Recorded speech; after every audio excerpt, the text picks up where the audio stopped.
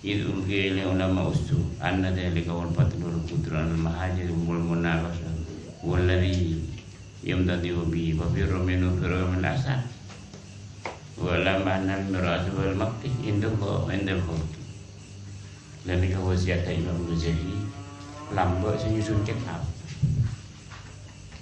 kamangken kurang lebih 100 tahun ini wasiat dan mau wasiat kan sehingga sampeyan jentar ka mulai bentar-bentar niku wasiat guna alim kita bentar-bentar kita kalakon sehingga sampeyan jentar mak semangat nikah niku wasiat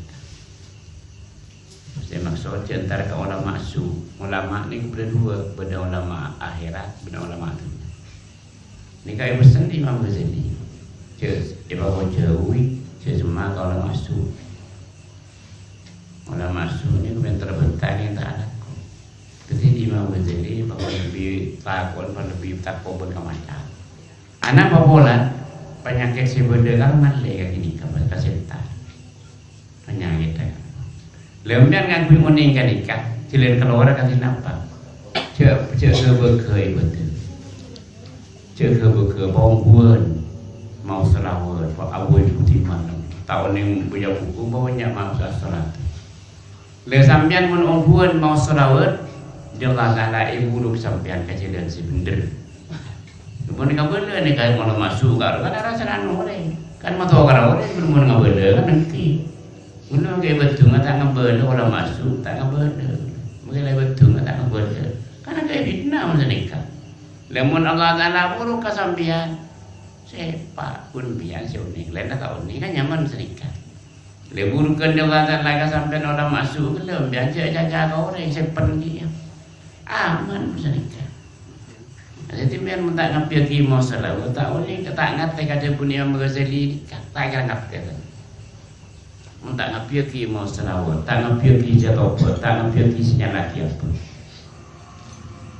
Jadi selama manusia negara bergerak apa, isa top jadi apa. Peker dan sebagainya. Dan ini butuh orang kaki di samping. Manusia ini kan raja salah. Jadi seranjang apa ia junna Allah Taala. Awal masa keleo sejam lanjang junna Allah Taala wa Rasulih. Ini kasih amir melarang.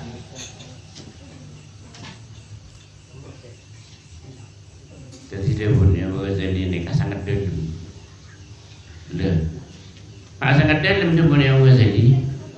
Sebab mereka urusan kerohanian nih kan. Desi bisa ngerti kada musik ibu enggak roh.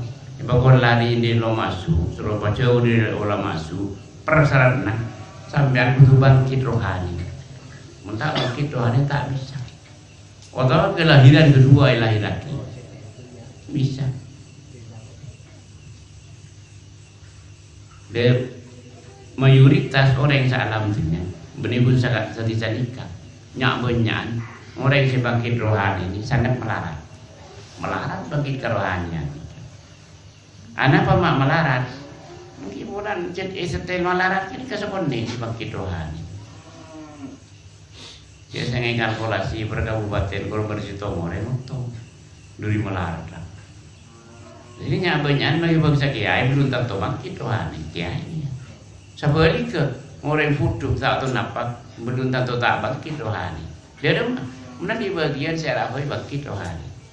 Mana di bagian tak bangkit rohani.